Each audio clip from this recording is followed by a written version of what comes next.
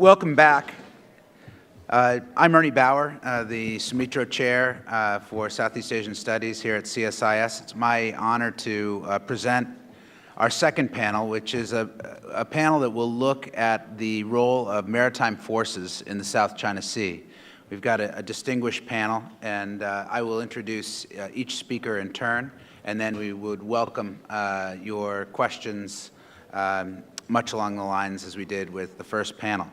Our first speaker is Dr. Philip Saunders. He's the Director for the Center of Chinese Military Affairs and Distinguished Research Fellow at the Institute for National Strategic Studies at the National Defense University here in Washington, D.C. Dr. Sanders. Thank you, and I'm going to go in against type by not having PowerPoint, so it's a rare case of a U.S. Department of Defense person speaking without PowerPoint. But conversely, I have to give you the warning that everything I say are my own views, not of NDU, the U.S. government, the Department of Defense, or anybody else. To frame this topic, I want to start by posing what I see as China's regional challenge, that on the one hand, China wants a stable regional security environment and is trying to assure its neighbors that it is not going to be a disruptive force. And on the other hand, they want to defend their territorial claims, and their aggressive steps to pursue their maritime claims have generated fear and alarm throughout Asia. So I think that's the essential dilemma in managing that contradiction or the tension between those two goals is the biggest challenge that China faces. And I'm going to talk about the role of the Navy and the paramilitary forces in China's approach to maritime disputes. And I'll just start by noting that they rely primarily on the paramilitary forces, the new China Coast Guard, and have been using a variety of salami tactics to expand China's effective control of the disputed territories while staying below the threshold of military confrontation. And I'll talk about the role of the Coast Guard and then the Navy in carrying out those activities. And the key point is that paramilitary forces typically play the lead role in Chinese efforts to exercise control over disputed waters and maritime territories.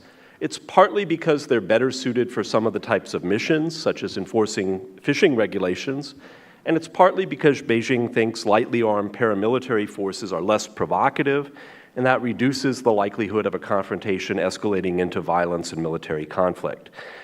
Prior to March 2013, there were 5 different Chinese agencies, sometimes known as the 5 Dragons, that had responsibility for maritime security. That's covered in my paper, so I won't go into the details of it here. But I think the points were that Chinese analysts were critical of the capabilities. They noted that on the one hand, the paramilitary forces did not have enough ships, and those ships were not capable enough to carry out the mission. And on the other hand, when you had assets divided among 5 different maritime agencies with overlapping missions and bureaucratic rivalries, what you got was duplication of effort, you diffused limited resources too far, and you made your coordination problems much more difficult. So at least the organizational piece of it, China tried to solve by consolidating 4 of these agencies into a new China Coast Guard in March 2013. The paper goes into some details of that. It's still under the State Oceanic Administration, but I think a key point is that the Ministry of Public Security provides operational direction, and the leader is seconded from the Ministry of Public Security to continue to run this agency, which suggests that they have a lot of influence over the operations of the Chinese Coast Guard. So that's one piece, is the reorganization and consolidation. The second is an effort to build capabilities, and I think the 2014 OSD report gives a good picture of this. And essentially, the story is of a 2-phased effort. One, 2004 to 2008, which saw the addition of about 20 additional ships, and then a second phase beginning in 2009, which saw an acceleration of that modernization. That's expected to add about 30 medium and large size ships, decommission some older, less capable ships, and add about 100 new, smaller patrol craft to expand the fleet.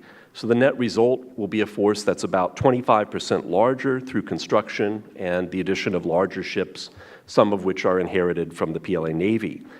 So that's in quantitative terms. In qualitative terms, what this means is the Coast Guard is getting newer and larger ships that can patrol further away from China's shores for longer times. Many of them are armed. Many of them support helicopter operations, which further improves their capabilities. And these force improvements, which now are the product of a decade-long effort, give the Coast Guard a lot more ability to sustain a robust presence in the South China Sea, including to the further reaches of the sea. Turning to the PLA Navy proper, I can't say everything about modernization, so I'm going to focus on the parts that are most relevant to the South China Sea.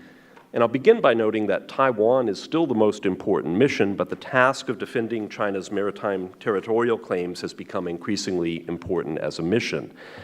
If you look at the data, and again, this is in the paper, I won't put the slides up, what you see is a relatively modest quantitative expansion in terms of major surface combatants. A few more destroyers, a few more frigates, a lot more corvettes. But I think the real important piece is the qualitative improvement, that you've seen a lot of older ships retire, their replacements are much, much more capable, and the result is a significant upgrade in the PLA Navy inventory. And some of the things that modern ships feature are much more effective radar and communication systems, much better air defenses, the ability to carry more modern and more lethal anti-ship cruise missiles, and a greater operational range.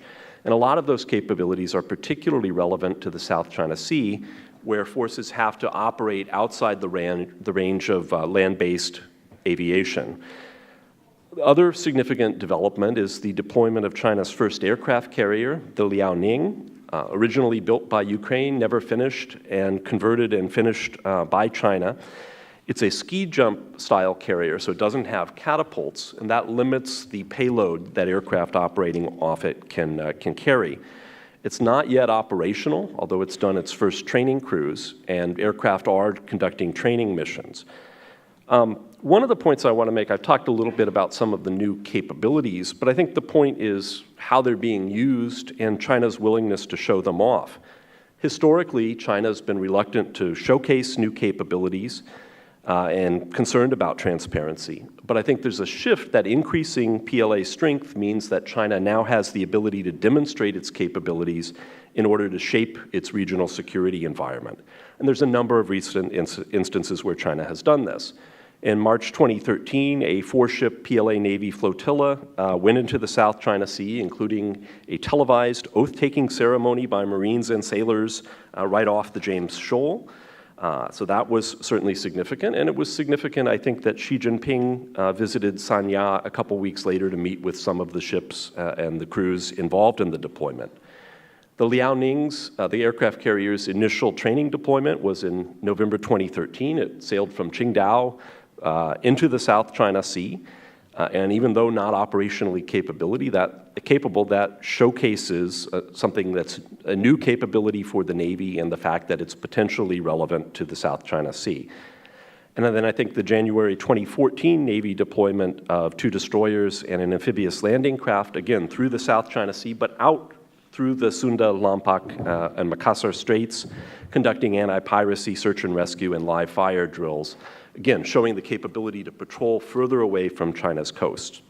The last point I want to touch on is the coordination between the Navy and the Coast Guard. As I've said, generally, China prefers the Coast Guard to be in the lead. That has been the pattern in Scarborough Shoal and the Senkaku Islands tensions, with China Maritime Surveillance and Fisheries Law Enforcement command ships directly asserting Chinese sovereignty and the Navy in a backup position, which is the way China prefers to operate.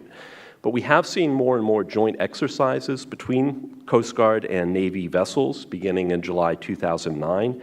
And there's also an increasing educational and training relationship between the personnel in those 2 services. I think the most impressive example of this is the May 2014 deployment of the Chinook oil rig to waters claimed by both China and Vietnam. And what's impressive there is that the rig was accompanied by some 80 ships, including 7 PLA Navy warships. The size of that deployment suggests that China anticipated potential resistance and wanted to deter attacks, but also be positioned to respond to them. And I think what's impressive there is showing that this was a carefully planned and coordinated operation, showing that China can coordinate Navy assets, Coast Guard assets, and state-owned enterprise assets. And that's a step forward for them. The last point I want to make in conclusion is to note that, clearly this investment in maritime capabilities, both for the Coast Guard and Navy, has improved Beijing's ability to enforce its maritime territorial claims in the South China Sea. And I think we've seen Chinese leaders that are more willing to use these capabilities in response to perceived challenges. But clearly this more assertive approach to territorial disputes is in tension with efforts to persuade neighbors that China is committed to peaceful development and regional stability. And maintaining this balance between those two goals, I think, is a challenge. There's a variety of things China tries to do, including relying primarily on paramilitary forces to pursue its claims, to try to deter challenges by other countries, insisting on bilateral resolution in order to prevent others from uniting to resist Chinese tactics, and a stated willingness, at least, to pursue joint development. And I think the Chinese hope is that these measures, coupled with its reassurance arm of its strategy, will allow China to gradually expand its effective controls without the need to use force. Ultimately, though, this is based on the belief that the regional balance of power is moving in China's favor and that other countries will eventually compromise. However, as everyone in this room knows, other claimants also face nationalist publics and are unlikely to simply abandon their claims. And if they adopt equally uncompromising policies, I think these more assertive Chinese efforts are going to have an increasingly corrosive impact on China's relations with its neighbors and on the regional security environment. So to manage these tensions as China hopes, it requires agile diplomacy and very effective control and coordination of both military and paramilitary forces. And unfortunately, China's nationalistic policy environment and mixed crisis management record doesn't inspire confidence in Beijing's ability to strike and maintain the right balance. Let me stop there. Thanks very much, Phil. Next, we'll turn to Vietnam and other topics, and that discussion will be led by Dr. Carl Thayer, who is the emeritus professor in the School of Humanities and Social Sciences at the University of New South Wales at the Australian Defence Force Academy. Carl? Thank you, Ernie. I'd like to thank the CSIS for the invitation. This is the fourth time I've attended. No jet lag from Australia. My outline is to focus very narrowly on the three maritime forces, the Navy, the Coast Guard, and the Fisheries Surveillance Force, and then relate that to the oil rig crisis. But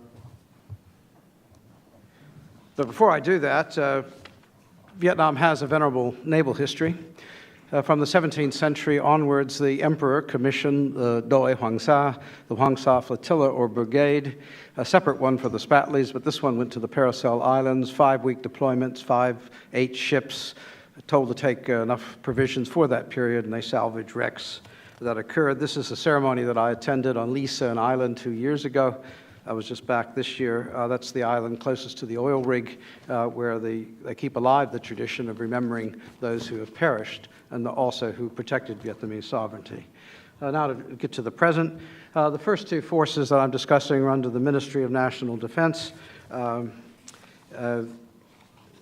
the People's Navy, and it went through several periods of modernization, and thanks to the Soviet Union. And to make that very brief, it's from 78 with the Treaty of Friendship up until economic reforms, basically, but by 1990, to look at the change in the order of battle here, it's really a principal service combatants, the frigates, corvettes, and Territorial-class frigates, light frigates, and their missiles. That's key. The overall number of ships has been basically the same in the IISS military balance. The Navy's been about 42,000, 40,000, with including 27 naval infantry throughout that period. So, but the major improvement is the acquisition of the enhanced Kilo-class submarines that I've pointed out on that particular slide. Vietnam's modernization is heavily limited to its defense budget, and that's just under 3% of GDP. It's risen to about $3.8 billion in the most recent year, and that shows the limited resources about what I'm going to be talking about. The gradual force modernization has been from its first one copy of this BPS missile boat is overtaken by more advanced technological designs, but the Vietnamese co-produced it in Vietnam. The acquisition of fast attack craft, the 2 Gepard guided missile stealth frigates, which are the modern end, very little, and the Moynihan-class corvettes. Under the Navy, they're in charge of coastal artillery, and they have the very effective Bastion system that can fire multiple Yakont missiles and pretty well cover their mobile, and they can cover very much up and down the coast, Vietnam's 200 nautical mile exclusive economic zones. They're in the process of getting either 2 to 4 Sigma-class corvettes from the Netherlands, the Damen company, and further enhanced. They've already taken delivery of 2 kilos, and they'll have 4 by 2017. The Navy, under the Defense Ministry, there's a national defense industry that is able to produce 400-ton gunships. They're upgrading the old light frigates from the 1990 period, producing these co-producing corvettes and producing cruise and other missiles for the naval. Future acquisitions, 2 more Gepard frigates with an anti-submarine warfare capability, 2 to 4 Sigmas, as I've mentioned, and the other Kilo submarines. If we turn to the Coast Guard, the numbers vary, 50 to 60 vessels, but probably only 38 active, only 3 aircraft, the largest 2,000 tons. So when they confront the Chinese are 2 to 4 times heavier in weight and much more modern, capable, and sophisticated. The Coast Guard is a law enforcement agency. Its newest vessel launched this year is 2,200 tons displacement, so that gives you an idea of what they're on about, but they're capable of building that size ship. Coast Guard missions are perfectly law enforcement, but the very last line, it's to cooperate with the People's Army Navy when necessary. And since they both come under the Defense Ministry, that coordination is there. But everything else is, all the modernization that I've talked about from about the 1980s to the present has been from riverine to coastal to exclusive economic zone, continental shelf, defending features on the Spratly Islands, and the offshore oil rigs that Vietnam has. The newest boy on the block is the Vietnam Fisheries Surveillance Force, shown here. Again, its newest ship launched in June this year. Again, around the 2,000-ton class. The other is much smaller. Now, if we go to May this year with the oil rig crisis, I think the important thing is to say is Vietnam has adopted both a conciliatory diplomatic point, but has kept its Navy at harbor. And none of its armed Coast Guard vessels have unsheathed their weapons at all, in contrast to China, which is engaged in intimidation by unsheathing their guns and pointing them at the Vietnamese itself. And so here we have the oil rig crisis, which has led to a series of ramming incidents. Now, according to China, 1,500 of their ships, the Vietnamese have conducted 1,500 rammings. They say there's 69 Vietnamese ships. That's inflated, but that's 21.7 rams per ship. And I visited the repair yards along with Jerome Cohen. We didn't see many damaged Vietnamese craft there needing to be repaired. So I think that the Chinese figures are absolutely incredulous. But it has led to a sinking and capsizing of one Vietnamese fishing boat with 10 crew on board, too, which were trapped momentarily in the cabin when it was overturned. And it's led to the smashing and damaging of this fishery surveillance craft. There have been over 30 vessels that the Vietnam has had at sea from both these paramilitary forces that have suffered severe damage.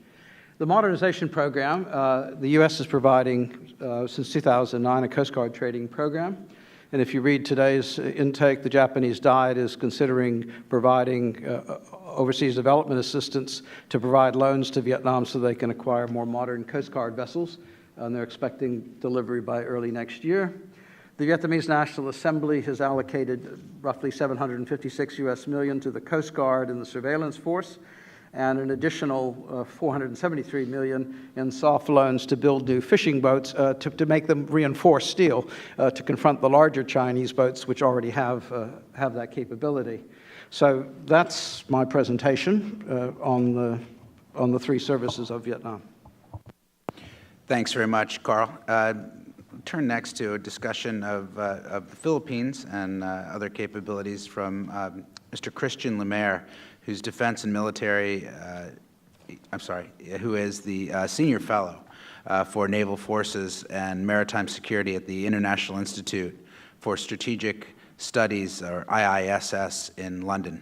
Thanks for joining us again, Christian. Thanks, Annie. And thanks to CSIS for another well-attended and very interesting conference. I was going to speak briefly about the Philippine Navy, briefly because there's not much of a Navy in the Philippines.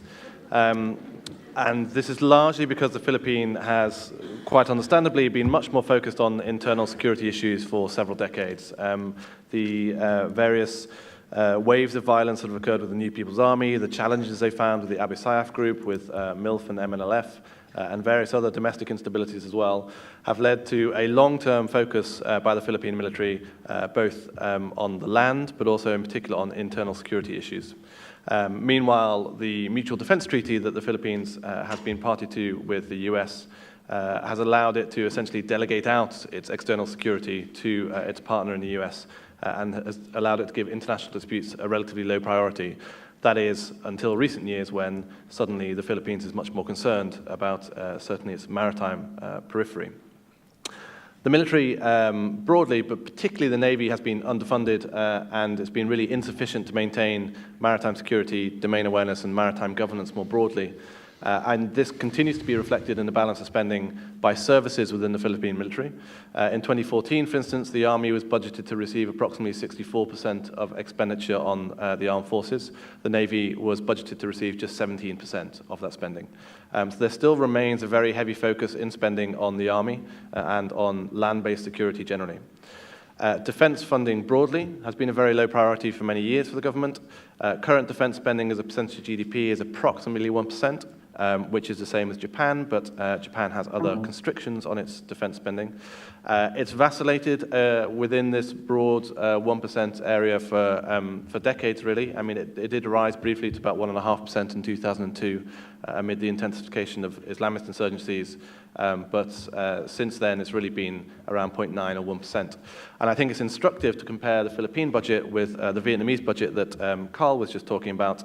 Despite the Philippines having an economy that is far larger than Vietnam's, its defense budget is about 2/3 the size of Vietnam's in US dollar terms. So because of these factors, the lack of broad defense spending and the lack of a focus on the Navy, the Philippine Navy is, without doubt, with the exception of Brunei, the weakest of the South China Sea claimants' navies. There are no effective anti-ship missile capabilities. There's certainly no subsurface capabilities. There's very little ocean-going capability within the Philippine Navy more broadly.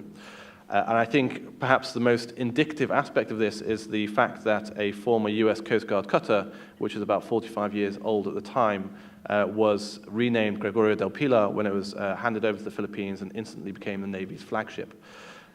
So the very fact that that was seen as certainly the most iconic and perhaps the most capable vessel that the Philippines could muster at that point is a damning statement of its naval capabilities.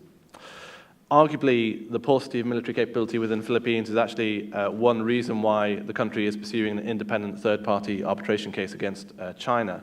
Lacking the military and paramilitary capabilities to enforce its sovereignty claims effectively, it is therefore resorting to legal maneuvers and public relations efforts instead, which is something that Vietnam has discussed and talked about, but has not felt the need to do so, perhaps in order to manage its relations with China better. That's not to say that the Navy is irrelevant in Philippine calculations, and the military more broadly does have a role to play in its South China Sea claims. The Philippines occupies 10 features in the South China Sea, in Spratly Islands, and the military is often present there. The Sierra Madre, the grounded vessel on Second Thomas Shoal, has become a crucible for competition between China and the Philippines over the past year. And is the most recent Philippine occupation of a feature in the region from 1999. Gregorio del Pilar was in fact the lead vessel used in the 2012 Scarborough Shoal standoff, demonstrating the Philippine desire to utilize its new capabilities where possible, but also the limitations of that, given that the standoff eventually led to a fairly humiliating climb down. But what we've seen within the Philippines, as with other smaller Southeast Asian states over the last few years, has been a realization that military funding, defense expenditure is insufficient, and a resolve to increase that expenditure in reaction to China's increasingly dominant military posture within the region and increasingly assertive posture within the region. So the 2013 budget, for instance, in the Philippines suggested a 25% increase in spending in dollar terms, and there are likely to be increased defense expenditure figures for future years as well. Despite that, there are obviously significant capability gaps in the Philippines military's capabilities, given long-term underfunding. Recent defense budget reports looked at 4 key areas that needed upgrading: air, naval, and ground defense and general headquarters capability, and set various targets for where the Philippine military should be in coming years. So by 2027, for instance, Manila hopes to have control of the airspace over land and sea, and maritime patrol capabilities, and include patrol and surveillance coverage up to 200 nautical miles of the exclusive economic zone. Now, again, that's a very worthy ambition, but again, a damning statement that a country is currently unable to effectively govern its own maritime space and airspace above its maritime zones, and is looking at a more than decade timeline to be able to realize that ambition. The Navy is currently engaged in a first phase of procurements to try and fill some of its capability gaps, and a contract has been awarded to an Indonesian firm, for instance, for strategic sea lift vessels, and it's looking very intently at other possible purchases, such as Wildcat helicopters, possibly frigates from South Korea. It's even discussed the possibility of purchasing submarines as the regional frenzy for subsurface capabilities continues apace. But whether the funds will be able to be found to procure these capabilities is another question. It certainly needs anti-ship missiles if it wants to be seen to be a credible deterrent force anyway, new frigates of some form, anti-submarine helicopters, multi-purpose attack craft, and amphibious assault vehicles. But again, this is a broad shopping list which a limited military budget may not be able to fulfill. So given that fact, and even with recent procurements and increases in defense budget, I think it's fair to say that the Philippines is going to remain the weaker of the competitors in the South China Sea from a naval standpoint. And so the Philippines will continue to rely on US support, both financially through foreign military assistance and in terms of the US presence. And that's part of the reason why we've seen a rejuvenation of the Philippine-US military relationship in recent years, particularly with the Manila Declaration signed in 2011 and earlier this year with the Enhanced Defense Cooperation Agreement signed in April, which essentially will open up Philippine bases to greater rotation of US forces in coming years, although it's not being clearly defined exactly what forces will be deployed where. The difficulty of the Philippines, I think, in this strategy is that a greater US presence acts as a deterrent, but equally the US is quite rightly a little bit loath to engage itself in direct confrontation with China. So when it comes to situations like Scarborough Shoal, the Philippines can't really call on the US to step in and send a carrier strike group to the South China Sea. So the Philippines is still required to invest in its military, even while it's trying to rely on the US for its external security. But aware of these limitations, it is also trying to build relations with other countries in the region, particularly with Japan, which has pledged to donate vessels for its Coast Guard, but equally with other countries such as Australia and India to enable it to internationalize its military relations to some extent. Ultimately, the lack of capabilities will remain a concern for the Philippine Navy for the foreseeable future. Equally a concern is whether the Philippine military is ready and willing to use force when required. The Philippines has not really been engaged in an international conflict in its modern history, and it's unclear exactly how prepared its forces are to fight and how willing the political leadership is to use its forces to fight. So beyond the capabilities themselves, there are also questions about resolve within the Philippine military. It should be noted that the Philippine Coast Guard is a very active force, but again, it's relatively underfunded and relatively limited in its capabilities, particularly in the face of rapidly growing Chinese paramilitary capabilities in the form of the recently conglomerated China Coast Guard that Philip was talking about. So this is all a rather bleak overview of the Philippine military, but it does suggest that while there will be more investment in Philippine capabilities in the future, Manila will be forced to look towards other strategies, such as the legal route that it's currently taking, to try and enforce its sovereignty and undermine Chinese claims to the region as well. Thank you, Christian. And for the view from Kuala Lumpur in Malaysia, Mr. Shariman Lokman, who is the Senior Analyst of Foreign Policy and Security Studies Program at the Institute of Strategic and International Studies, or ISIS, in Malaysia. Shariman. Thanks very much, Dato', and thanks for mentioning our full name. You know, I wouldn't want people to think that I'm from the other ISIS, you know. Yeah. Yeah, thankfully they let me in on Tuesday. I'm just going to organize my presentation around 5 key points. I'll first describe the sort of attitudes, perceptions, judgments that underpin Malaysia's approach towards the situation in the South China Sea, and then I'm gradually move to, towards talking about force modernization, force development in the Malaysian Armed Forces, and I'll end with a brief note about the Malaysian Coast Guards, the Malaysian Maritime Enforcement Agency. My first key point is this. The Malaysian government continues to have a very high degree of confidence in its current approach to the South China Sea. And that approach emphasizes the need for quiet diplomacy, the need to avoid discussions as much as possible in the media, avoid the glare of the media, and underscores the need to sort of like, as much as possible, to separate the issues into two aspects. One is issues of common concern, stuff that affects everyone, user states, claimant states, that you can involve discussions about that. You can involve the United States, you can involve everyone in those sorts of discussions. The second aspect is the maritime, the territorial and jurisdictional dispute itself, and there is still this insistence that we should keep that among the claimant states.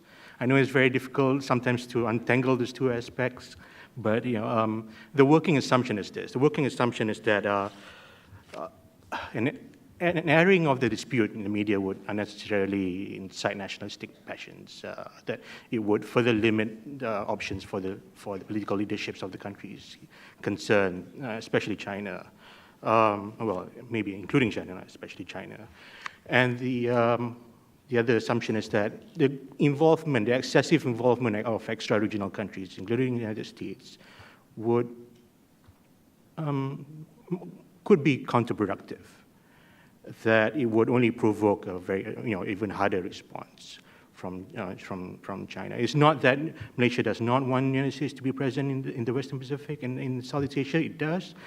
PM Najib has said that Malaysia welcomes the U.S. rebalance, but there is this notion that it needs to be, the role needs to be calibrated properly. Not too hard, not too soft, but just right. So in that case, sometimes Malaysia's approach is slightly different from Vietnam and the Philippines. And we get a lot of visitors to Malaysia, to ISIS, and they want to talk about the South China Sea. And the discussion inevitably leads to that one single question that everyone wants to ask us: why are you so quiet? And I guess it's two possible reasons. One is just sheer geography. We are just further away from the epicenter of the dispute in the South China Sea. And the other is the nature of Malaysia's relationship with China. And that brings me to my second point. I'm going to move very quickly, sorry. Malaysia generally believes that it has a fundamentally different kind of relationship with China compared to the other Southeast Asian countries. The word special relationship has been used. Internal discussions, in public statements, it is genuine. You might be cynical about it and dismiss it as mere rhetoric, but and I was initially skeptical about it as well. But it's not entirely unwarranted. The Chinese have been soft on us compared to the others. They have been, more forgiving of our oil and gas activities in the South China Sea. And that's very important for us because 40% of Malaysia's government revenue comes from the oil and gas industry. That's our lifeline. And there's this expectation that China will reciprocate our gestures of the past, that it has a long memory, that in '74, Malaysia was the first ASEAN member state, at the time, among the five, the first ASEAN member state to recognize China in '74, that during difficult times, when Tiananmen Square happened, the next month, Tiananmen Square happened in June '89. In July '89, we sent a trade delegation when no one wanted to have anything to do with China at the time. Malaysia was the country that brought in China into the ASEAN framework by being the guest of the ASEAN chair in 1991. We brought Prime Minister Chi Chen to the AMM. But this doesn't mean that we don't have any problems with China in the South China Sea. You've heard mentions of James Shoal, and there have been all these highly publicized visits. In March 26, 2013, 4 ships led by its biggest and newest amphibious landing ship. They dropped the Sovereignty Steel in April of 2013. Again, on January 26th this year, 4 ships led again by the amphibious landing ship. I can't pronounce the name, Jianjishan, I can't pronounce it. The Malaysian Navy initially said they weren't there, but finally the Chief of Defense Force came around and said they did pass through James Shoal on January 26th this year. It's just that there's this real desire not to make a big fuss about it. Discussions, again, back to my original point, discussions should be kept firmly within the official channels and not to bring it up in the media too much. And also, well, there's the other incursions that we don't really hear about. That's never been reported in the press, but it has been mentioned in Parliament recently. On the 20th of March 2014, the Malaysian government told Parliament that, and I quote, I'm translating this from the Malay, since 2011, incursions by the warships of the People's Republic of China into Malaysian waters in the South China Sea have taken place at least once a year. Since 2013, there has been an increase in the number of incursions by the PRC that are focused in the areas of South Laconia Shoals, North Laconia Shoals, and also James Shoals. These are all within Malaysia's exclusive economic zone. The Minister added that since 2013, 7 incursions have been detected involving 16 assets of the People's Liberation Army Navy and the Chinese Coast Guards. The 7 incursions and the 16 assets, the Minister did not give any details about, I don't think it's 16 ships on each occasion, yeah? So, yeah.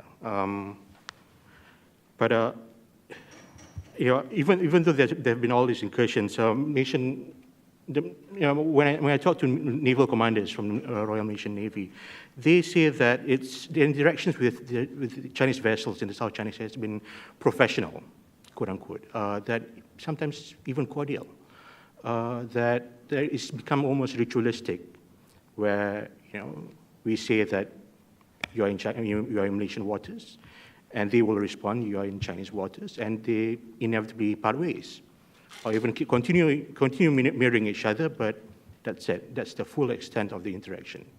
No bumping into each other, not yet.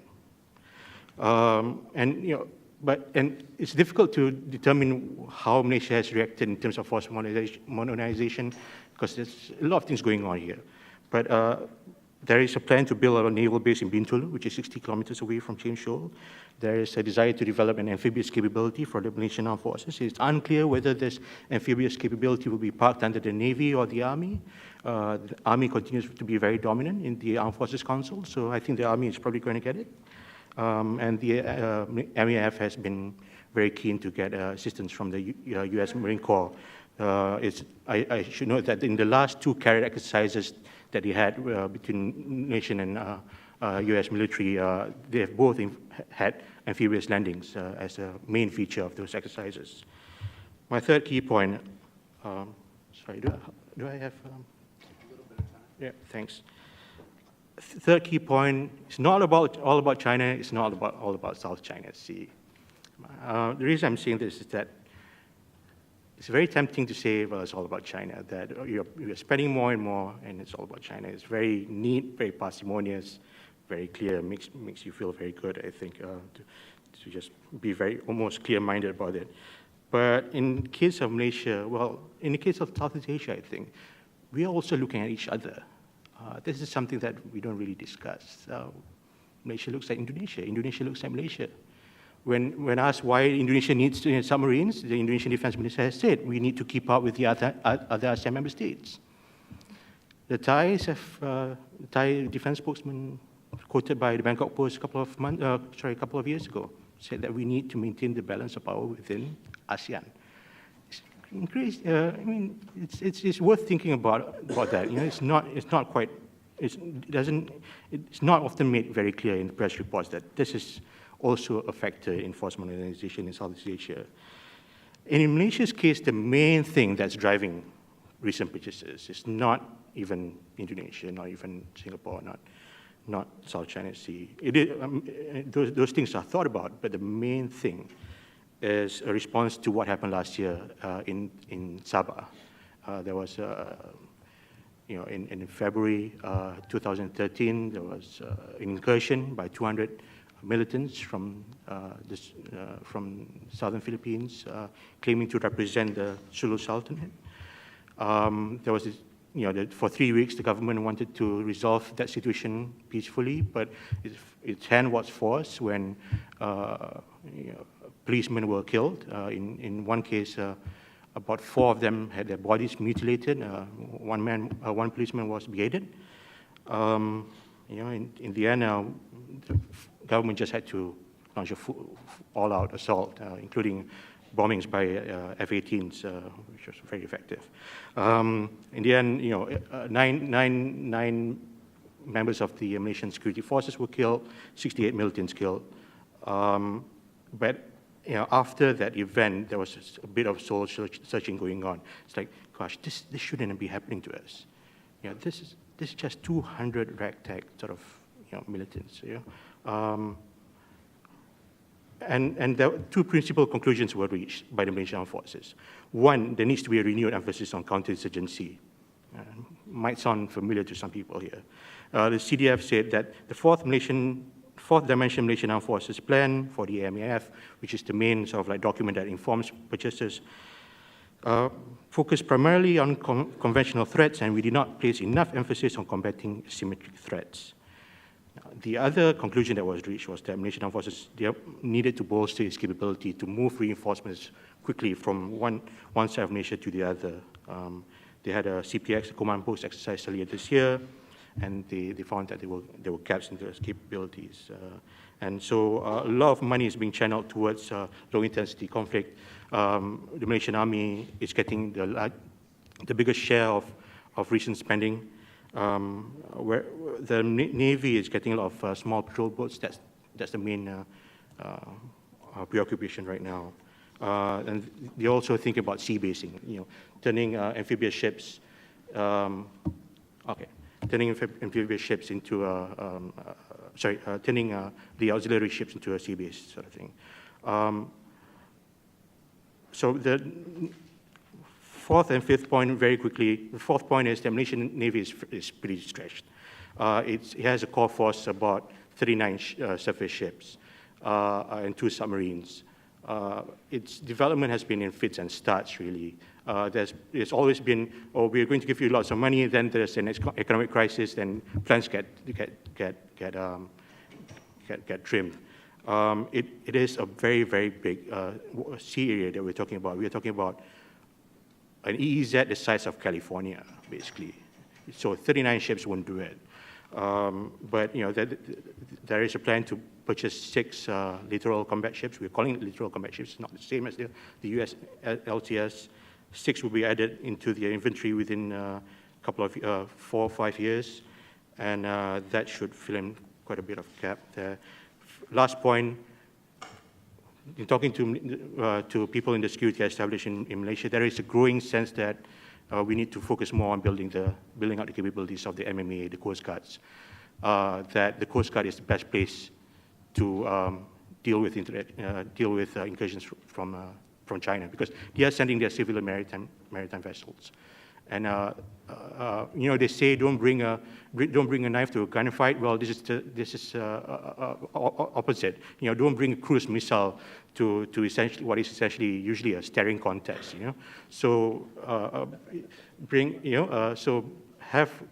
don't have all these ships that that are fully armed to the South China Sea. It's better to have lightly armed stuff. Unfortunately, it is the MEA vessels are pretty old, so there is a real need to invest more on building new ships for the MEA Thanks very much. Sorry. Thank you very much. I'd like to thank the panel, and we'll open the floor to questions. I'm going to take the prerogative of the chair and ask the first one. But when you do ask your question, just please identify yourself and your institution. I wonder if the panel could comment on your country's attitudes towards Japan's, the proposition that Japan would play a more active role in regional security and defense, and do you see that happening already with your countries, and what is their attitude towards an increased Japanese role? That's a bad thing. Okay, thought so. Well, Vietnam has made it clear that it welcomes any country, including the United States or Japan, that contributes positively to regional peace and security. And in that respect, it welcomes what Japan is doing as long as it contributes positively. And that's viewed positively in Hanoi. I think the same is true in Manila as well. Despite a somewhat tricky history between Japan and Philippines after the Second World War, Manila is keen to have any strong friends it can lean upon and rely upon for greater equipment capabilities and capacity building as well. Could you, Christian, could you just talk, are the Japanese playing a key role in maritime surveillance for the Philippines? I've understood that there's some role of P3s from Japan. Are you aware of that?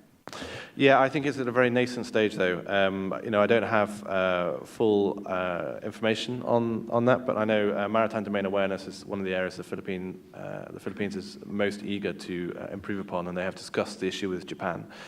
What exactly that means in terms of Japanese loan or operation of equipment is currently a little bit unclear. Thank you. Generally welcoming, but I think cautious about any attempt to link the East China Sea with the South China Sea. That discussions on those two things should be kept separate. Yeah. Okay, let's open the floor. The young lady here in the front. Mike should come to you soon. Hi, I'm Dr. Donna Wells. I'm a geopolitical analyst. Can you talk, Dr. Saunders, could you talk about the future role of the U.S. carrier fleet given China's anti-ship technology?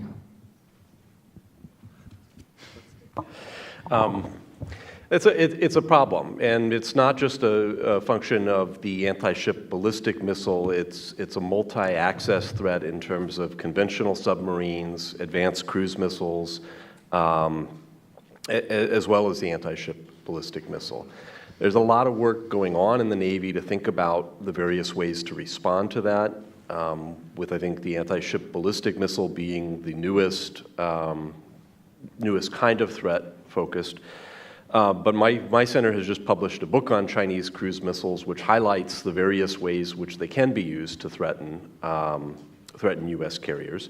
There are solutions to some of those approaches, a lot of which involves trying to push forces further back out of range, and the Navy is pursuing a number of those. So I guess I would add that I'd come to the bottom line that it is a tougher threat environment for U.S. aircraft carriers to operate. There's a variety of things we can do to mitigate some of that. But the bottom line is there's going to be an increased risk when you go inside the threat envelope of certain weapon systems. And that's, I think, a factor for Pacific Command and Pac Fleet commanders to weigh. How do you balance what you want to achieve with the operational risks you're prepared to run? Chris?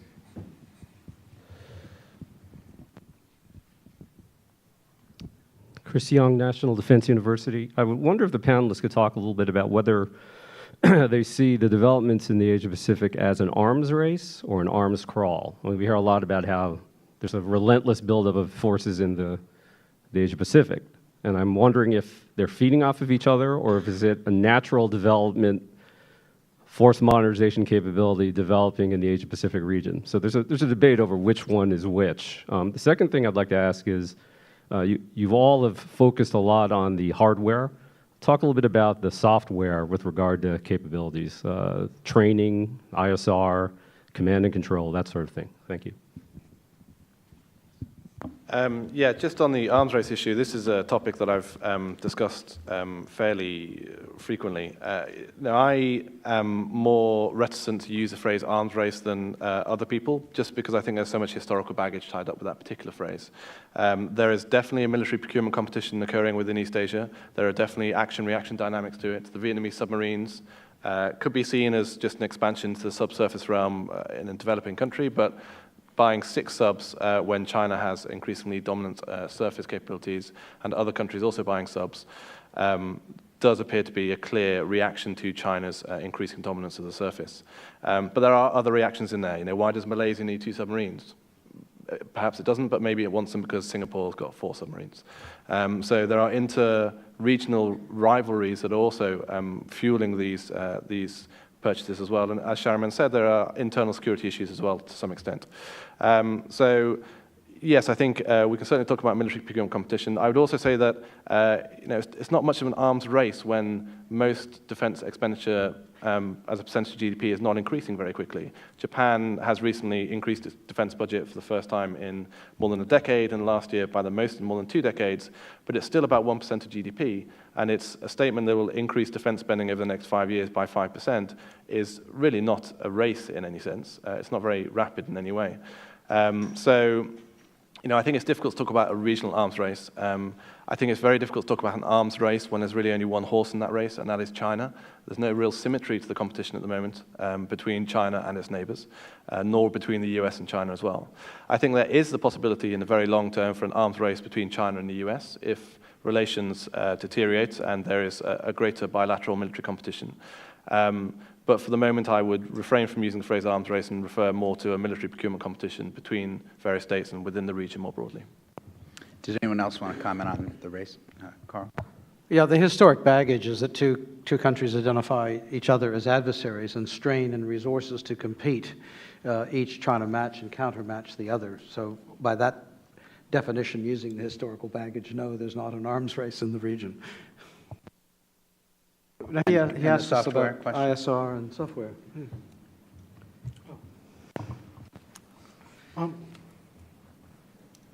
All right. In terms of training, as I mentioned, the amphibious capability, we're doing a lot of work with U.S. Marines, and the amount of interactions that we're having with the United States government or United States military is increasing quite rapidly.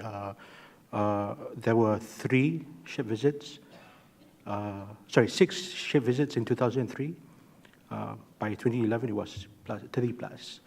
And in most instances, when U.S. Navy visits, we usually have one exercise or another. We're doing quite a lot with the U.S. Air Force as well. Koh Tao Fund recently, quite remarkable. The first time the U.S. deployed an F-22 outside a U.S. base. It has been deployed in Japan, but it was at a U.S. base. It was deployed in Penang.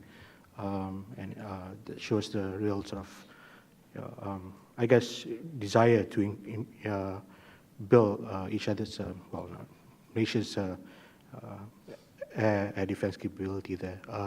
So yeah, that software part, America is doing a great sort of service for us, I guess. Yeah. Anyone else want to comment on software among the capabilities among the countries you're looking at? Yeah, I would just, if we take the enhanced kilos for Vietnam, retired Australian admiral indicates there'll probably be Soviet technicians on there for several years, at least 5 or so. There are problems with communication now. Reading the Vietnamese army press, Quan Doi Nhan Zan, that newspaper, and that's not classified, there are very few joint exercises where you have the Sukhois operating with a naval craft. There was a highly publicized one. You have individual missile firing exercises. But intelligence was highlighted as an area for development at the last Party Congress in 2011. Vietnam's going to get its first satellite, but it's not a military satellite. It's just a general one that they can use. So it has to hook into other facilities. So it's trying to develop its own SIGINT, et cetera. But we're talking a very low base. And then I think there's a thing called the Lancaster equation that measures the extent to which the revolution in military affairs is actually integrated into the hardware. And I think if you did a bar graph and comparing Vietnam with other navies, you would barely see the green line of how much RMA has been brought into it. But as long as it's Soviet-compatible equipment, and India is an alternate source for training, particularly submariners. There are 500 training there. Vietnam is putting its eggs in two baskets, the Russian and the Indian one. It used to do Ukraine, but they defaulted, and now it wouldn't be possible.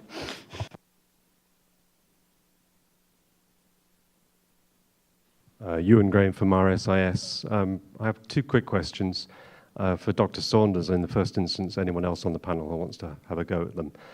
The first, amphibious capabilities in the PLA don't get that much attention, but significantly most of those assets are deployed in the South China Sea, and they have been growing from a small base quite rapidly. There's also a large reserve of amphibious capable forces. So what, how much does that feature within the military strategy and the PLA signed for the South China Sea, and what are the sort of concepts that might be developed going forward? The second point, the wording of the US-Philippines Security Treaty does mention specific language about public vessels in the case of the Philippines. That might be interpreted, I suppose, either as Navy vessels, strictly speaking, or even Coast Guard vessels. Is China aware of that wording? And if so, does that moderate its likely tactics when it comes to collisions of the types that we've seen recently around the Paracels in the case of Vietnam?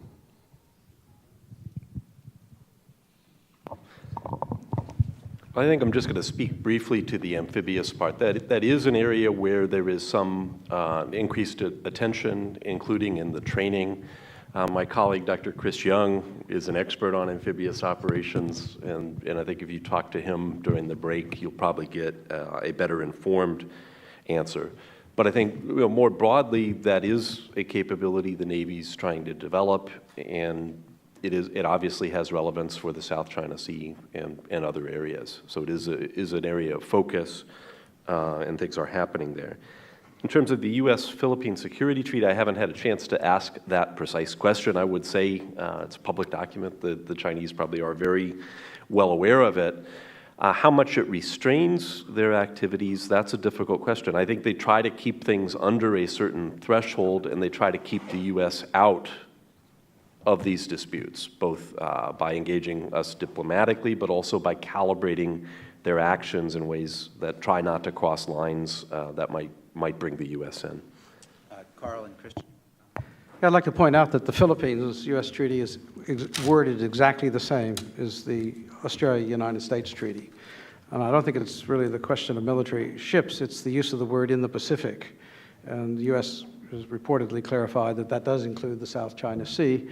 But the 1951 treaty, of course, was signed before the Philippines laid claim to some of its possessions, so that leaves an ambiguity. But the wording is exactly the same, and as I told the Filipino naval gazers before the modernization, an alliance is what you make of it, and in respect to the United States, what do you bring to the table? In other words, using the Australian example, you've got to pay some money and build up your own forces and make a commitment. Yeah, I would agree with Philip. I think it's impossible to say whether the Chinese are fully aware of it on a day-to-day basis, but I think that they are making a calculated gamble that the US will not commit significantly in a military fashion to civilian or China Coast Guard vessels harassing through non-military coercion Philippine vessels as well. And so the long-term strategy of China, which seems to be one of relative dispute management, whereby they are not trying to escalate these disputes to the level of conflict, but equally certainly not resolving them in any way, also involves pushing the status quo as much in their favor without drawing in a particular US military reaction. And I think that gamble is part and parcel of what they're doing in the South China Sea with the China Coast Guard, but also civilian vessels.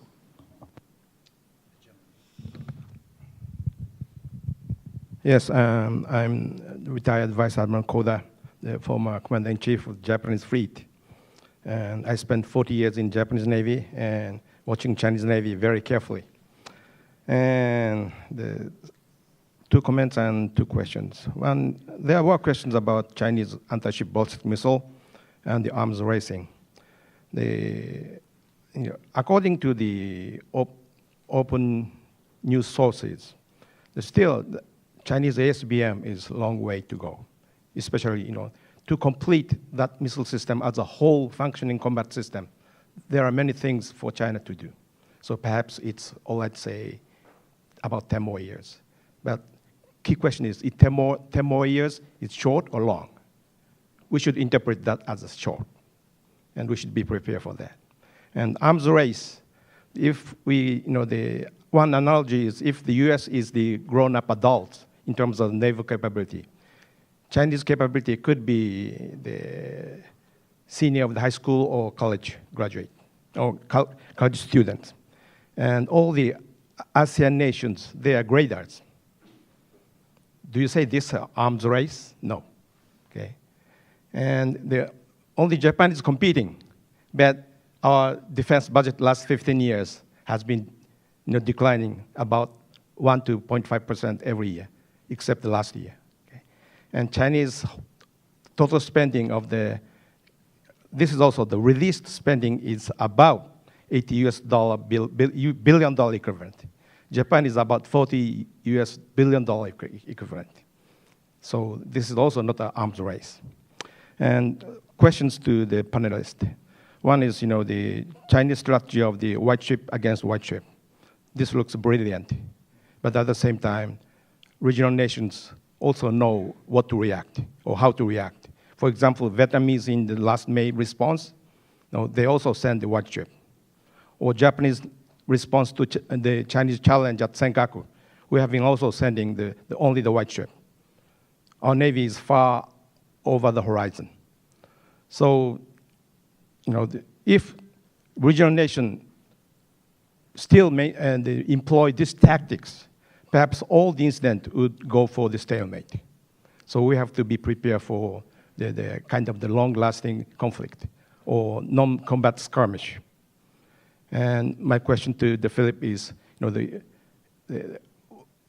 what could be the Chinese alternate strategy against of the white ship? Because is China prepared to take the risk of the long, maybe decades-long, the conflict? That's my question. And second is not well discussed, but the Malaysian Navy, for example, or Vietnamese Navy, they have started operating submarines. And operating submarine is not easy. Safety or water space management. And also the submarine forces could be a trump card against, for example, Chinese carriers. Okay. What could all the regional Navy can do to operate submarine effectively and safely against the growing Chinese Navy's challenges? That's my second question. And the third one is easy. Yeah, but all of the nations, in terms of the maritime domain awareness, they lack the naval aviation capability. So Chinese Navy looks strong, but if we head count of the number of their maritime patrol aircraft, only handful. Okay, Vietnamese, Filipino, almost nothing. So, what is the opinion, especially the Filipino and Vietnamese? What their course of action? Yeah, those are my questions. Okay, well, let me take on the white hole approach. I think for China, that's okay, because that keeps the things at a low level. It limits the risk of escalation. Are they prepared to wait decades for this? I think they feel time is on their side and that their strength is improving, and eventually their gamble or their view is that others will eventually come around to realize this and find a way to give up their claims. So as long as this is done at an acceptably low level of violence and doesn't destabilize the whole region, I think they're okay with that strategy of keeping it at a white hole, and I think they can be patient. What they can't do is be seen as losing or not responding to what they feel are provocations. And I'll let others, I think, speak to the submarine question. Thank you. Recently retired, very senior Vietnamese general said there are three scenarios. That the best one is August 15th, China withdraws the rig and then they can get on with diplomacy. Two, that they continue this long-lasting pressure and Vietnam miscalculates and responds with a provocation and China comes down heavy.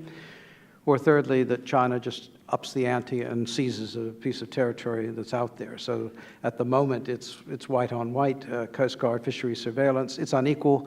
It's not a standoff. It's a war of attrition. China's expanded the zone from the rig. It's damaged many Vietnamese ships. It's now operating beyond 10 nautical miles, even 30, to harass Vietnamese fishing boats, to continually put the pressure on Vietnam, and Vietnam is feeling that. Yeah, I think there are three aircraft that the Vietnamese have for maritime patrol. The larger vessels are getting helicopters. That's under the Navy. I saw Murray's eyebrows raised. The Navy only has control of three CSAs, 2000 seaplanes, a Spanish manufacturer. They've identified that as a weakness. I suspect they're hoping for the U.S. to provide intelligence and information, or even Japan and others. As for regional submarines, I think, using an expression as Buckley's, an impossible hope for the regional navies to even cooperate. The ASEAN Chiefs of Navy meeting, which I've dealt with at other conferences in great detail, is struggling to even, it's improving its act in getting exercises and things together. But even anything like that would be provocative. You'd have to bring in Singapore, Malaysia, Indonesia, and Vietnam. Probably the only ones that might operate would be India, Vietnam on an occasional exercise, Russia, Vietnam, because Russia is about to be given a facility in Cam Ranh Bay for its fleet as it comes back from Aden and to assist in the development. But in other words, you've identified weaknesses, absolutely. Yeah, very briefly. On the first issue of white ship versus white ship, I recently wrote a book on what I called coercive maritime diplomacy, brackets available on Amazon, close brackets. There I was trying to identify why it has become much more common, particularly in East Asia, for the use of maritime diplomatic force, even coercive manners being used for coast guards. And I think we can take positive signs from this to some extent, that China is not willing to escalate this to, currently not willing to escalate this to a full-blown conflict. And that may be because of how the international system is structured and greater norms against the use of violence than have previously existed. 100 years ago, I have little doubt that this kind of thing would have led to some kind of conflict already. Even 20 or 30 years ago, China has already had naval clashes with Vietnam in 1974 and 1988, but it seems unwilling to bring its navy to the front line currently. So yes, it's a waiting game for China, but perhaps there are other issues here that we could look at to draw some succor from the idea that there are greater constraints on the use of force on China now, which admittedly might diminish over time. On regional submarine safety, it's definitely a concern, and 2 years ago at Shangri-La Dialogue, a Singaporean admiral suggested that Singapore could host a regional submarine safety and rescue center. That hasn't really progressed, but I think all countries are aware of it. Vietnam is receiving training from very experienced submarine operators in the Russians, and arguably some of the best submarine operators in the world from Russia. So that is a positive sign that safety is a concern. But having said that, it's a very difficult vessel to operate. The UK and France have operated submarines for nearly 100 years, but still they have nuclear submarines bumping into each other in the depths. On maritime patrol, for the Philippines, it's just one of a long list of things they need. They don't really have much maritime patrol capabilities. MPAs and various forms of ISR helicopters will be very useful for them, but it's just somewhere down the middle of the queue of lots of things they need. Yeah, I'll just address the MPA question, about maritime aviation. The Air Force recognizes that they need this capability. What you have right now is just 4 Beechcraft. When you have 4, you're actually talking about 2 at any point of time, right? Because 50% serviceability rate at any one time. The Beechcraft has an endurance of only about 5 hours, which is nothing. And after the search for MH370, there is a renewed emphasis on that. Malaysia, for a long time, has been doing something quite understated but important with Australia, something called Operation Gateway, where the Australians essentially fly their P3s out of Butterworth and they go on this figure 8 sort of route, around the Indian Ocean and around the South China Sea. Sometimes when they are in the South China Sea, they link up with the P-3s from Japanese forces, and they exchange information. So both sides will have full coverage of both East China Sea, and that unfortunately that number of patrols for that program has gone down because the P-3s, the Australians have been putting their P-3s in the Middle East, but hopefully it will go back up, the numbers. Yeah, that is no substitute for having one's own capability. The footnote, I believe Malaysia has contracted a Singapore builder to produce a ship for submarine rescue, and Damen from the Netherlands is building one for Vietnam. I missed that part of your question, but I think that under the ASEAN Chiefs of Navy is a possibility because they all recognize it, and it would fall under the search and rescue. So that's a protocol that would not be seen as provocative to China. So I misheard your question. I want to apologize to the others who have questions. We do need to stay on time, and since we had several answers to that question, we'll wrap up. I'd like to remind you that we're headed into a short lunch and then a discussion of the legal issues in the South China Sea over lunch. And then this afternoon, just after lunch, our last panel of the day, we'll be role-playing a simulation of a U.S. response to a crisis in the South China Sea with different actors playing National Security Advisor, Secretary of State, Secretary of Defense, and National Intelligence Director. That should be fun. But please join me in thanking this panel for their expert advice.